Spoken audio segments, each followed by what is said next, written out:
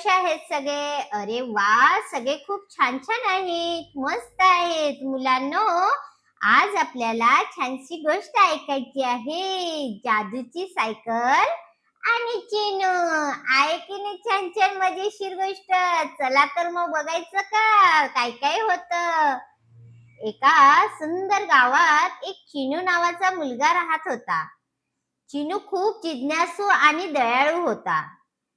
त्याला सायकल चालवायला खूप आवडायचं. सायकल बघितली की त्याला खूप मज्जा यायची. पण त्याच्या स्वतःकडे सायकलच नव्हती. एके दिवशी काय झालं, चिनू त्याच्या घराच्या मागच्या जुन्या स्टोरूम मध्ये गेला. त्याची जुनी बॅट शोधू लागला. सगळीकडे धूळ पडलेली, घाण पडलेली, खूप सामान पडलेलं आणि तो शोधत होता आपली जुनी बॅट. कुठे बरं गेली माझी जुनी बॅट? इथेच तर मी ठेवलेली. त्याच वेळीच काय झालं, त्याची नजर एका पांढऱ्या कपड्याकडे गेली. अरे, ह्या कपड्याच्या आतमध्ये काय बरं आहे? म्हणून कपडा काढून बघितला. बघतो तर काय, एक जुनी सायकल गंजलेली होती. ती सायकल बघताच त्याने जोरात आईला आपल्या हाक मारली. आई, आई, अगं ऐकतेस का? ही सायकल कुणाची? आई म्हणाली, अरे चिनू, ती तुझ्या आजोबांची सायकल. खूप जुनी आहे बर का, त्याला हात लावू नको, आता काय ती चालणार नाही. चिनू म्हणाला, अगं आई, मी तिला स्वच्छ करतो. असं सांगून चिनूनी ती सायकल बाहेर काढली आणि एका स्वच्छ कपड्याने तिला पुसायला सुरुवात केली. अचानक काय झालं, त्या सायकलीमधून छान चमकू लागलं काहीतरी आणि मंद असा एक निळसर प्रकाश येऊ लागला. चिनूने सायकलीजवळ पाय ठेवले त्याच्या पायडलवर आणि पायडल मारायला लागला. इतक्यात काय झालं, ती सायकल जमिनीपासून जरा उंचावर गेली. अरे बापरे, हे काय झालं? वेगळंच काहीतरी आहे ही सायकल. मग काय झालं माहिती का मुलांनो? चिनूने पुन्हा त्या सायकलीवर बसून पायडल मारली. इतक्यात काय झालं, ती सायकल हवेत तरंगू लागली. मस्त वरती अशी उडायला लागली. अरे बापरे, ही तर जादूचीच सायकल म्हणायची. घराच्या छपऱ्यावरून, झाडांवरून, शेंड्यांवरून अशी ती सायकल फिरू लागली. चिनू सायकलीवरून फिरत असताना अचानक त्याला आवाज आला.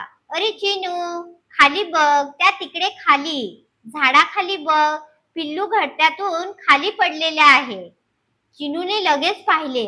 बघतो तर काय, खरंच पिल्लू खाली पडलेलं होतं. त्याची आई खूप तळमळत होती. पिल्लाला हळूच चिनूने हातात घेतलं आणि घरट्यात नेऊन ठेवलं. घरट्यात नेऊन ठेवताच काय झाले माहिती का मुलांना? सायकल सोनेरी झाली. मस्त सोन्याचे पंख फुटले आणि जोराने वेगाने धावू लागले आणखीन. मग काय, चिनूला छान मजा झाली. थोड्याच वेळाने चिनूने पाहिले की त्या गावातील नदीचा पूल एका ठिकाणी तुटलेला आहे आणि एक बैलगाडी त्याच दिशेने येते. अरे बापरे, चिनूने विचार केला, मला त्यांना सावधान केले पाहिजे. त्यांनी सायकलीवरून वेगाने चालवायला सुरुवात केली. माझा प्रयत्न झाला पाहिजे. मी चिनूच्या मनात आले की मी जर त्यांना वाचवले तर मला गावकरी माझे कौतुक करतील. हा, इतक्यात आवाज आला. इतक्यात काय झालं, आवाज आला सायकलीच्या हँडल मधून. चिनू मदतीसाठी, कौतुकासाठी अपेक्षा करू नको. त्याला त्याची चूक कळली. हो, मला माझ्या मनापासून मदत करायची आहे. मी माझं कौतुक व्हावं म्हणून मला मदत करायची नाही, तर मला मनापासून मदत करायची आहे.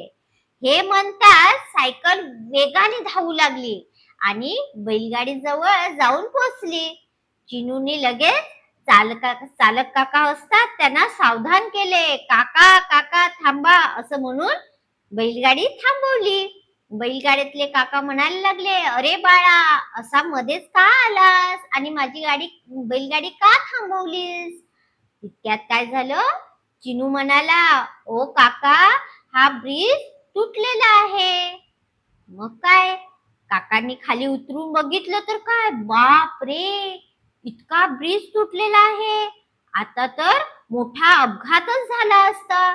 तू बरं झालं आम्हाला सावध केलं आणि एक मोठा अपघात होण्यासाठी टाळलं. मग काय, बैलगाडीवाल्या काकांनी चिनूचं खूप कौतुक केलं. अरे खूप छान आहेस तू बाळा, बरं झालं तुम्ही आमची मदत केलीस. बैलगाडीवाले काका निघून गेले आणि मग काय, सायंकाळ झालेलीच होती. तेवढ्यात काय झालं, छान छान चिनू आपला फिरून घरी परतला आणि आपल्या स्टोरूम मध्ये त्याची सायकल ठेवून दिली. म्हणजे ती जादूची सायकल कशी होती, तर जोपर्यंत चिनू इतरांना मदत करेल तोपर्यंत ती सायकल त्याला नवीन नवीन जागेत घेऊन जाईल. तर नवीन नवीन जागेत हा चिनू कुठे कुठे जातो आणि लोकांना किती मदत करतो, तर आपल्या पुढच्या व्हिडिओमध्ये बघा. तोपर्यंत छान राहा, मस्त राहा आणि आनंदी राहा. बाय.